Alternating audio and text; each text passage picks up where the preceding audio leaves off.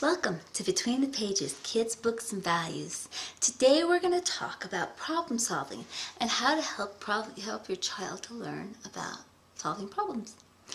The first thing we need to think of, the first thing when I hear problem solving, and I think of is that dreaded math homework that it was impossible to achieve, and it was like, oh, I don't want to do this math problem, you know.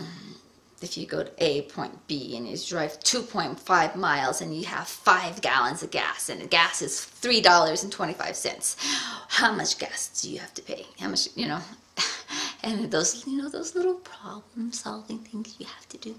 Yes, I don't like them either.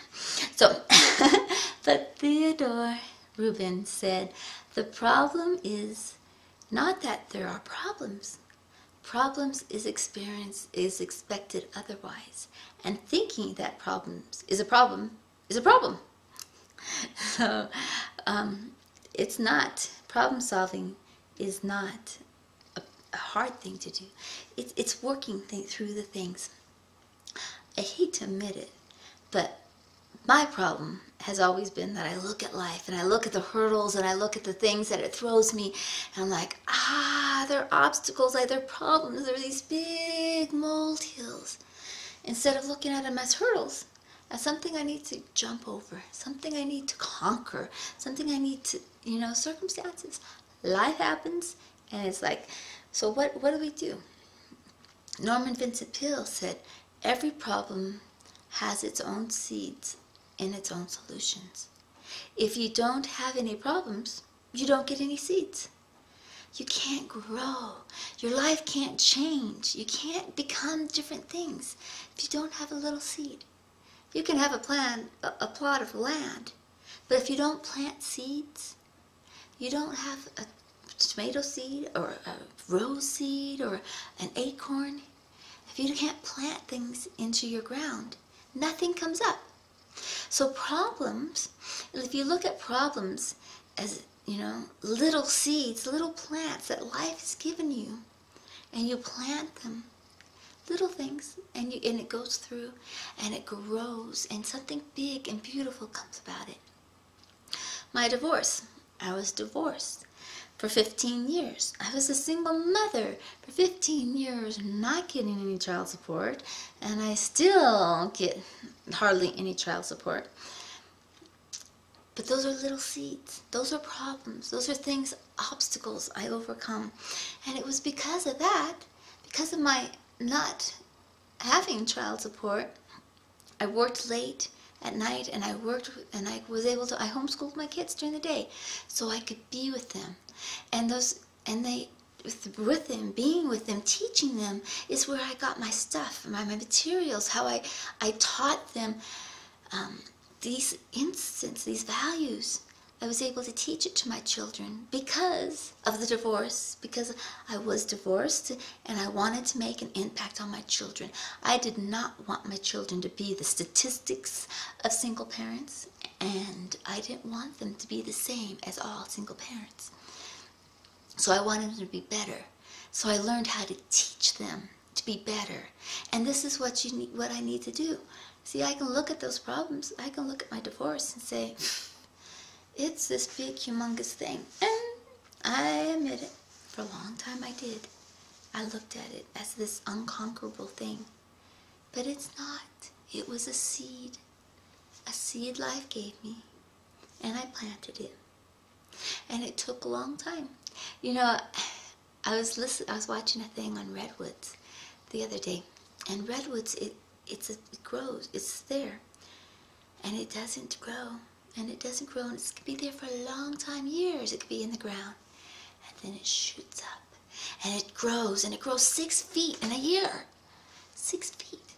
And then it grows again, and it grows, and it collects the water from the air around it. And it helps it grow, and it just grows, and it's strong and sturdy. And that's what I felt, for many years. I was just struggling. I was doing this stuff with my children. I was teaching my children. And so for years and years and years, there was no growth. There looked like there was no growth in my life. To the eyes. I was dead for years and years. But all of a sudden I've shot up. And I didn't shoot up a little bit like a little tomato plant. It grows. There's, a little tomato plant can grow within a couple of months. A seed grows. And it grows fast. And it produces its fruit and it dies. But what I went through, my life, I was there. And I didn't grow. It didn't look like I was doing anything. It didn't look like I was becoming anything. And I would cry and I'm like, why? Why? I had so much aspiration, so much plans for my life. And I didn't do anything. And I was discouraged. But that tree grew up. And it grew and I wrote my first book. And it just grew and grew. And it's still growing. It's still growing. So I'm shooting up. So if you teach your children that little problems happen, things happen. When problems happen, it's like a garden in our life. And our lives are this empty field. And little obstacles, little problems that we put that are in our life, they're seeds. And the seeds are planted.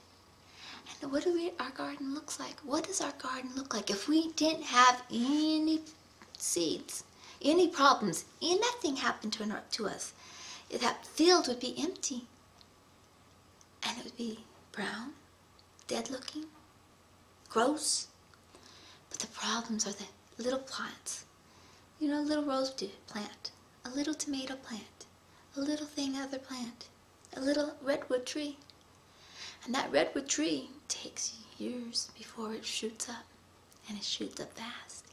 So there's different things in our garden, in our lives. And our lives are like a garden. So if we teach our children, that's okay. Problems are good because it's a seed that we plant in the ground, and something's going to shoot up.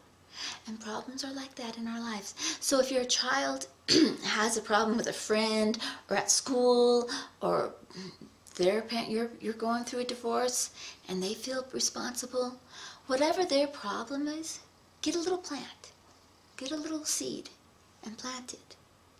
And show them that those problems are ways to make our lives beautiful. Take them to the park. Take them to a rose garden and walk around and see the beautiful plants. That their plants are all over the place. And tell them, in a couple of years, this is what your life will look like. This is what these hardships are going through, and they'll change you. And everybody's plants, everybody's plot of ground looks different. And if you have no garden, you have no plants, you have no troubles in your life, it's yucky. So don't look at troubles as bad things, like I did on my life. Look at them as good things, as things that will help you. Mark Victor Hansen says problems are good, not bad. Welcome them and become the solution. When you have solved enough problems, people will thank you. People will thank you when you solve problems. If we focus on the bad parts of a problem, we will become depressed. But if we focus on finding solutions, we'll be able to help others. I found solutions to my situation. And now I am trying to help other people. I'm sharing my information. I'm sharing what I found in my midst of my problems. I hated the situation. I hated to struggle and get by. I didn't expect my life to turn out that way. I wanted better things for my life. I was upset because I tried so hard to be good, to get all the things right, and here I was struggling. But if I didn't go through those 15 years, where would I be today? How can I help other people if I didn't experience it? So I hope that you teach your child, get a plant. When your child is having a problem, get a plant and let them see that that problem has a little seed in it, that that problem is going to grow into something, and our choice is ours. Are we going to let it grow into weeds or grow into a plant a beautiful rose plant that produces fragrance and smells good in our life? Or is it going to grow into a tomato plant and produce fruits, or a raspberry bush or a blueberry bush and has fruit to feed us? Or is it going to become a mighty tree that'll give shade and nourishment to other people, that will have other people in the redwoods, those trees, 300 feet tall, and there's life inside those trees. Animals live in those trees. Nourishment. Are you nourishing other people? So each problem can grow, and each thing can be different. How do we choose to be our lives? So take your problems to this week, and enjoy your children, and teach them that problems are good.